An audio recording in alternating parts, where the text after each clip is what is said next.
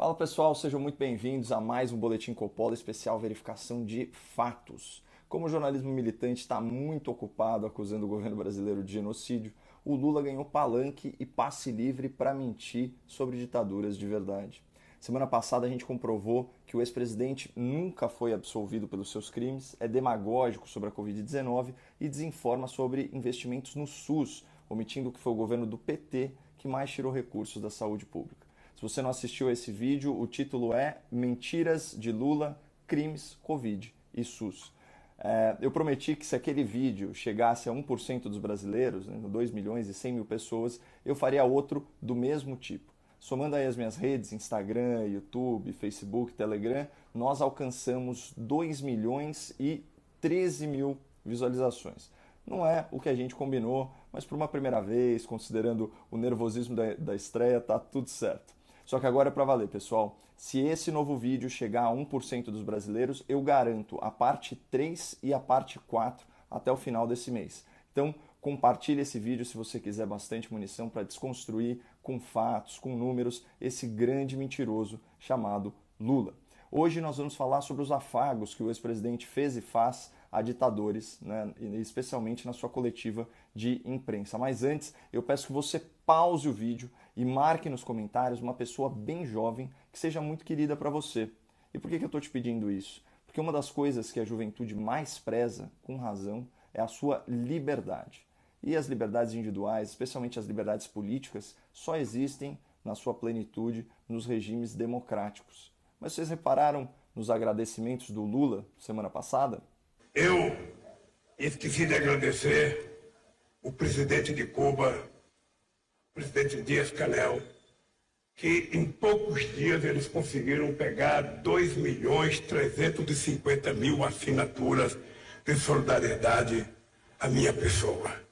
Cuba tem 11.340.000 pessoas, ou seja, 20% dos cubanos apoiam Lula e se engajaram na sua defesa. Seria um número impressionante se essa mobilização se desse por livre e espontânea vontade, mas isso é muito pouco provável. Eu vou citar para vocês informações do Observatório de Direitos Humanos, o Human Rights Watch, sobre Cuba. Aspas, o governo de Cuba continua a reprimir e punir a dissidência e a crítica pública. Pessoal, em um ano, o número de detenções arbitrárias relatadas em Cuba superou 4.500. São centenas de presos políticos, muitas vezes submetidos a 12 horas por dia de trabalhos forçados. Queria ler umas aspas aqui para vocês. A detenção é, com frequência, utilizada preventivamente para evitar que as pessoas participem de marchas ou reuniões pacíficas para discutir política. Os detentos são muitas vezes espancados, ameaçados e mantidos sem comunicação durante horas ou dias. Então, você que passa um bom tempo online e se posiciona politicamente nas redes sociais, se imagine em Cuba, aspas, o governo controla praticamente todos os meios de comunicação, restringe o acesso a informações do exterior, bloqueia o acesso a sites. E tem mais, hein? Cubanos que criticam o governo continuam a enfrentar a ameaça de serem processados criminalmente. Isso é Cuba, pessoal. Uma ilha que está há décadas à mercê da esquerda autoritária e, por isso, desconhece a liberdade de expressão e a liberdade política. E o tal presidente, Dias-Canel, bajulado pelo Lula na sua coletiva, sequer foi eleito pelo povo, porque em Cuba não existe eleição direta para presidente. Esse presidente cubano, ele foi eleito com 99,8% dos votos. Dos 580 deputados da tal Assembleia Nacional do Poder Popular, 579 votaram nele. Então percebam que Cuba é um regime tão ditatorial, mas tão ditatorial, que não existe divergência política nem no parlamento. Bem do jeitinho que o Lula gostaria que fosse no Brasil. Mas veja, eu gostaria que no Congresso Nacional só tivesse gente, sabe, boa, gente de esquerda, gente progressista, mas não é assim. O povo não pensou assim, o povo elegeu quem ele quis eleger. Pois é, ainda bem que o povo não concorda com o Lula. Isso aqui ainda é uma democracia, com um parlamento plural e diverso, apesar dos seus muitos defeitos, inclusive o excesso de petistas. Mas esse desabafo do Lula tem um mérito. reclamar da divergência política no Congresso foi um dos raros momentos de sinceridade naquela coletiva de imprensa. Porque ele realmente acredita, Lula realmente acredita que só a esquerda deveria ter espaço no debate público. Então, para quem duvida, vejam o que ele comentou sobre as eleições de 2010. Pela primeira vez, nós não vamos ter um candidato de direita na campanha. Não é fantástico isso? Vocês querem conquista melhor do que numa campanha neste país a gente não ter nenhum candidato de direita? Se tiver 4 ou 5 candidatos, é todo do espectro de esquerda. Uns podem não ser mais tão à esquerda quanto era, mas não tem problema. A história e a origem dão credibilidade, sabe, para o presente das pessoas. Essa eu acho que é uma conquista que nós precisaríamos aprender a valorizar. Porque era inimaginável até outro dia que nós chegássemos a esse momento do Brasil. Não ter um candidato que represente a direita. É fantástico. Claro que não. Mas até a esquerda está percebendo que o Lula é uma figura tóxica, uma figura prejudicial ao processo democrático, porque ele sufoca lideranças e sabota candidaturas que não sejam do PT. Segundo uma reportagem aqui de 2018 da Gaúcha Zero Hora, a Marina Silva, aspas, usa palavras como mentira, fraude, abuso de poder econômico e caixa 2 para descrever a eleição de Dilma Rousseff. O Ciro Gomes, em entrevista de 2019 para o Estadão, disse que o PT promove aí uma hegemonia apodrecida na esquerda. E o Ciro foi bem taxativo, ele disse o seguinte, aspas, eu continuo achando que quem está mandando ali no PT é esse lado bandido. Eles estão completamente perdidos. Essa reportagem diz o seguinte, Ciro criticou, por exemplo, a decisão dos petistas de se ausentar da cerimônia de posse do presidente Jair Bolsonaro, mas participar da posse de Nicolás Maduro na Venezuela. É antidemocrático, pontuou Ciro. Pontuou com razão. E aqui a gente chega a um dos maiores absurdos proferidos pelo Lula na sua coletiva, um verdadeiro desrespeito aos direitos humanos, sem nenhuma empatia pelo sofrimento de milhões de pessoas. Vejam isso.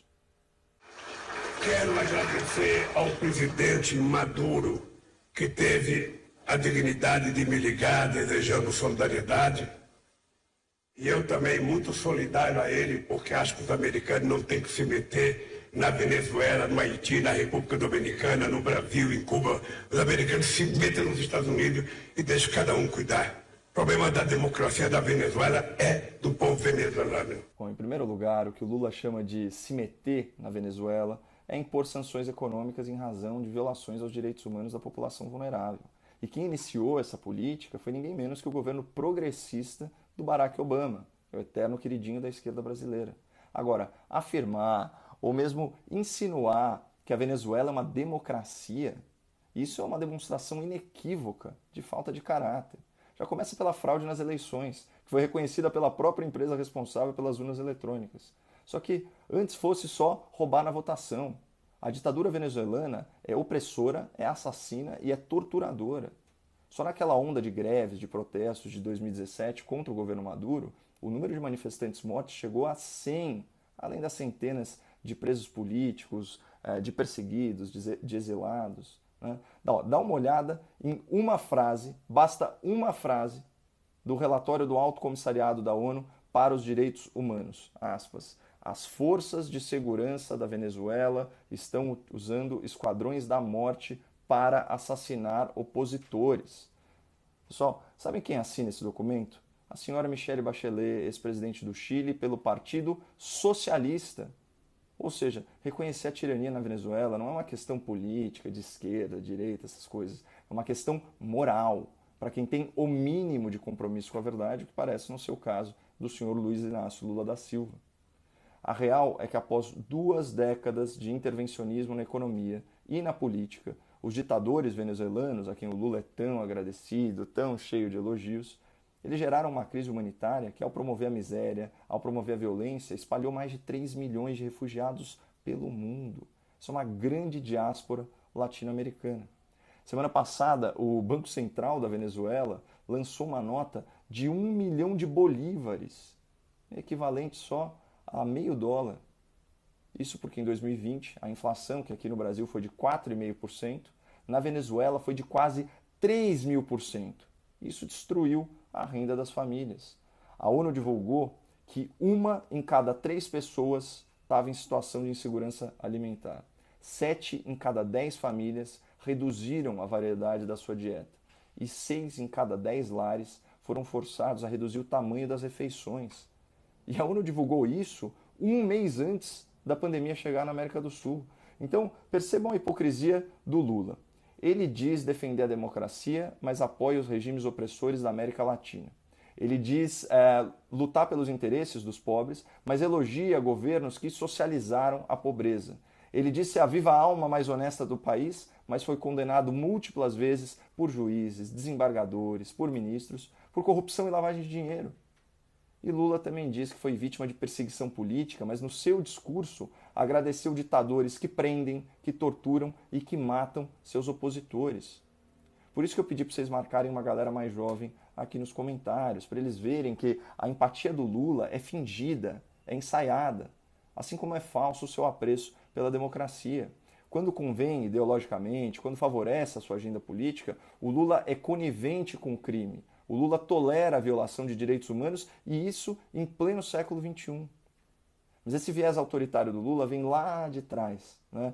Na sua edição de julho de 1979, a revista Playboy entrevistou Lula e perguntou quem ele admirava. Ele disse que admirava quem? O assassino revolucionário Che Guevara, pela sua dedicação à causa. Disse que admirava também o Mao Tse-tung, pela sua luta. Está falando aí de um genocida responsável por dezenas de milhões de mortes na China, não é esse sim um genocídio? E olha o que ele disse sobre o ditador nazista. Aspas para Lula aqui. O Hitler, mesmo errado, tinha aquilo que eu admiro num homem, o fogo de tentar fazer alguma coisa. Fecha aspas. Bom, vamos tentar fazer alguma coisa. Vamos espalhar a verdade sobre essa farsa que é o Lula, antes que ele cresça ainda mais sustentado em desinformação e apoiado em mentiras. Então, por favor, me ajudem compartilhando no Instagram, no Facebook, no YouTube. E se a gente alcançar 1% da população com esse vídeo, eu faço mais 2 vídeos como esse ainda esse mês. Forte abraço, não percam a esperança no Brasil e fiquem com Deus.